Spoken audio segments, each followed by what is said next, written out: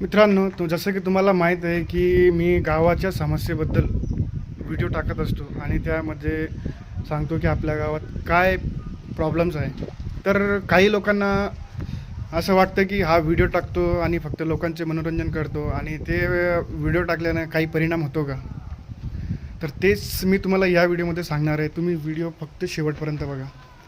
जसं की तुम्हाला माहीत आहे, काही दिवसापूर्वी म्हणजे 4-5 महिन्या अगोदर आम्ही आपल्या जिल्हाभराच्या शाळेचा आढावा घेतला होता आणि त्यामध्ये आपण शासनाच्या निदर्शनास आणून दिलं होतं की आपल्या शाळेमध्ये म्हणजे सगळी शाळा पूर्ण जीर्ण झालेली आहे आणि ती कधी पण पडू शकते आणि पावसाळ्यात जास्त तर पाणी शाळेमध्ये गळतं, नाही का?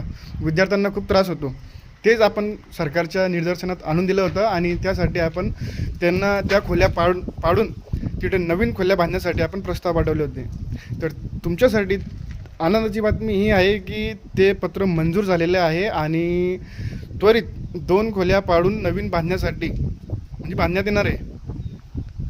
तर ह्या गोष्टी असा परिणाम होतो, जर आपण वाईट गोष्टीचा जर विरोध करत असाल तर नक्की करा. का? कारण की त्याच्यामुळेच गावात बदल घडून येतो.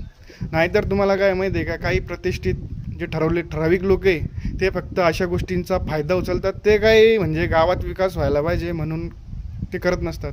फक्त त्यांचं पोट भरावं ते त्यासाठी गावात कामं आणत असतात आणि कसं तरी कामं करून बिलं पास करून त्यांचे पोटं भरत असतात आणि तेच आपल्याला आवडत नाही.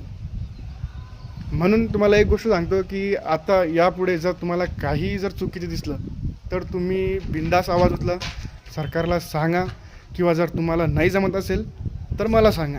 मी त्याबद्दल आवाज उचलेल आणि आपल्या गावाचा विकास कसा करता येईल ह्यासाठी पुरेपूर प्रयत्न करेल. फक्त गरज आहे तुमच्या साथची. फक्त साथ द्या आणि गावाचा विकास आपण नक्की करू. तर धन्यवाद मित्रांनो, भेटू पुढच्या व्हिडिओमध्ये.